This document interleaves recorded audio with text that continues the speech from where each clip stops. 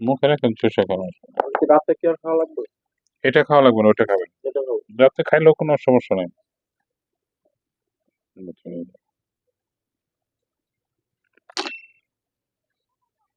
রাতে খেলেও সমস্যা নেই। ডক্টর কি হ্যাঁ, বলেছিল এরকম? এটা ঘুমাতে আপনার খাইলে কাজটা একটু আরো তাড়াতাড়ি হবে, একটা অসুবিধা নেই। কিন্তু বেশি সমস্যা হচ্ছে নাকটার জন্য। নাকটা মনে করেন ওই নাচটা আপনি ওই যে ক্লিয়ারই হচ্ছে না। ফার্স্ট টাইম যেদিন হ্যাঁ, খাওয়ার পরে আসছিলাম না, সেকেন্ড টাইম, তখন কিন্তু ক্লিয়ার ছিল। আপনি কিন্তু দেখছিলেন, হ্যাঁ, মশলা ছিল না। এটা আমার কাছে মনে হচ্ছে ওই যে জার্মানি যে ওষুধটা, এটা আপনার শুট করতেছে না। এখানে আমি ওটার ডোজটা কমাই দিলাম, ওইটাই সন্দেহ করতেছি। কারণ এই মিষ্টি মুড়ি যে গ্লোবালস এর এগুলো কোনো সাইড এফেক্ট নাই, কিন্তু ওই লিকুইডটা অনেক পাওয়ারফুল ওষুধ। ওটাতে আপনার হয়তো পরিমাণটা হয়তো বেশি খাইছেন, নাহলে যে কোনো একটা সমস্যা হয়েছে আর কি। এখানে অনলি পাসপোর্টে একবার দিলাম, এছাড়া সমস্যা নেই। আর এই দুইটা খান, চলো, বড়িগুলি কোনো সাইড এফেক্ট নেই।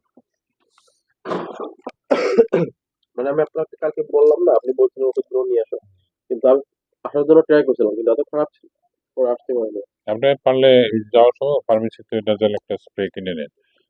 ওটা হলো দিলে যে আপনার দেখবেন যে সাময়িকভাবে একটু নাকটা ক্লিয়ার হয়ে যাচ্ছে। ওটা নাকটা, ওটার এটা দামও কত? 50-60 টাকা দাম। এটা আমরা 200-100 দিয়ে নেবো।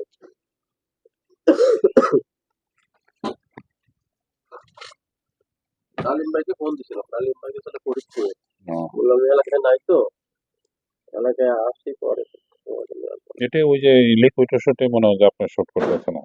এটাই, এছাড়া কোনো সমস্যা।